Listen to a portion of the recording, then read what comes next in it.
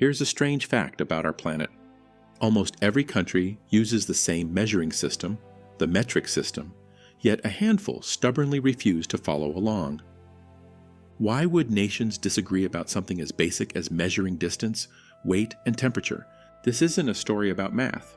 It's a story about revolution, identity, fear, and power, and the surprising part is this. A system built to make the world simpler was born in chaos, then spread by politics, and finally stalled by national pride.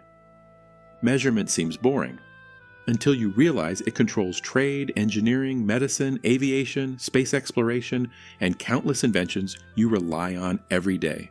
When systems clash, things break, sometimes very expensively. In fact, one of the most famous modern disasters was caused by mixing measurement systems. A spacecraft lost because one team used metric, while another used imperial units. A $125 million mistake. A reminder that units are not trivia. They are infrastructure. To understand why the world split, we need to travel back to the most chaotic chapter in French history, the French Revolution. Before metric, Europe was a patchwork of local measures. In France alone, villagers used hundreds of thousands of different units. A foot in one town was not the same foot 30 miles away. Merchants exploited the confusion. Aristocrats used obscure units to avoid taxes. Trade was messy and unfair. The revolutionaries wanted a clean break. They set an audacious goal: design a universal, rational system based on nature itself. Not on kings, not on arbitrary objects. 1 meter would be 1/10,000,000th of the distance from the equator to the North Pole. A decimal system that could be taught in schools worldwide. Elegant, ambitious, radical. There was a hitch. The expedition that measured the Earth, attempting to fix that meter to the planet, was human, and human error crept in. The meter wasn't perfect, but the idea was powerful enough to spread. France didn't merely invent a ruler. It began a campaign, a cultural campaign, a diplomatic campaign. Metric became a symbol of modernity and science. If you used metric, you signaled progress and rational governance.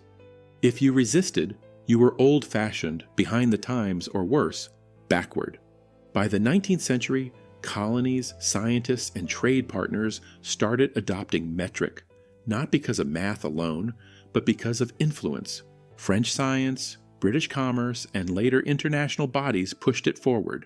Metric traveled with treaties, railways, and shipping manifests. It became more than a measurement. It became a marker of who belonged to the modern international club. And then a surprising twist. One powerful nation helped create the framework for global standardization and yet refused to fully join it. The United States. The American story is strange and telling. There were multiple near switches. In 1821, the Treasury recommended metric. In 1866, the U.S. legalized metric use. And in 1975, Congress passed the Metric Conversion Act, a plan to transition the country. Road signs were redesigned on paper. Schools were set to teach new units. Industry committees prepared plans. For a moment, it looked inevitable. Then the backlash arrived. People reacted emotionally. Metric was called foreign, unnecessary, government overreach, expensive.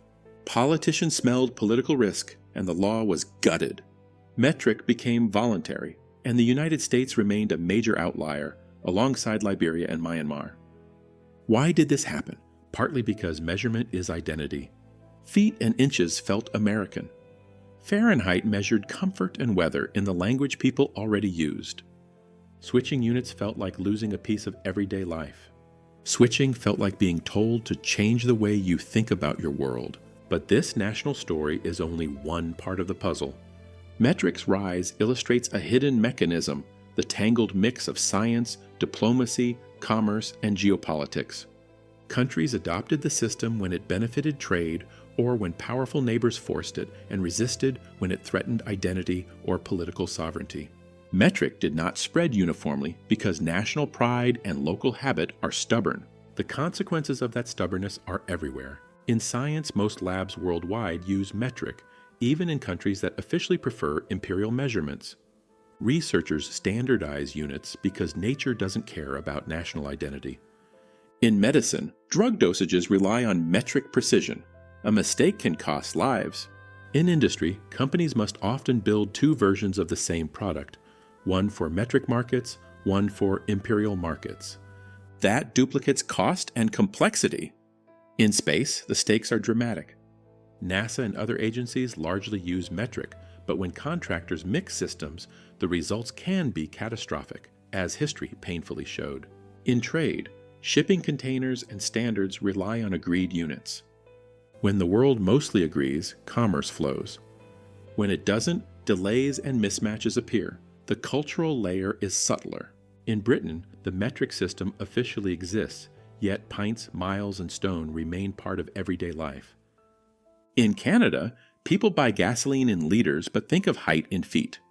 Australia speaks in kilometers on the road, but cooks in cups, and still lovingly uses imperial quirks. These hybrids reveal that measurement is not purely technical. It's social habit. There are also political dynamics at play.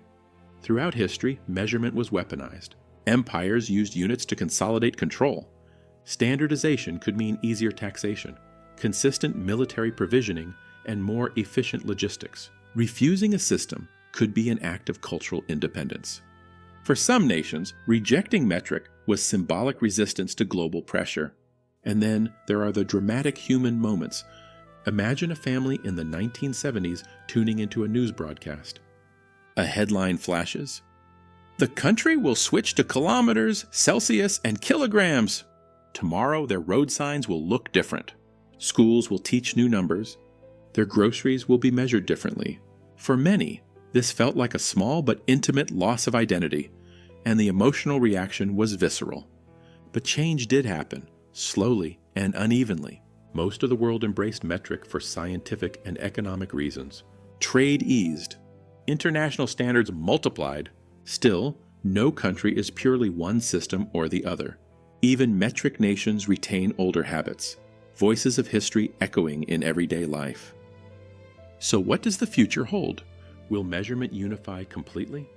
Practical needs suggest convergence.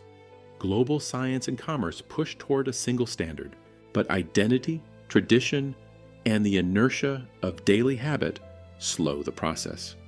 The most likely path is gradual blending, with metric dominance in formal systems and cultural memory holding onto older units. The deeper lesson is this: small technical choices reveal massive human forces. A measure is never just a number.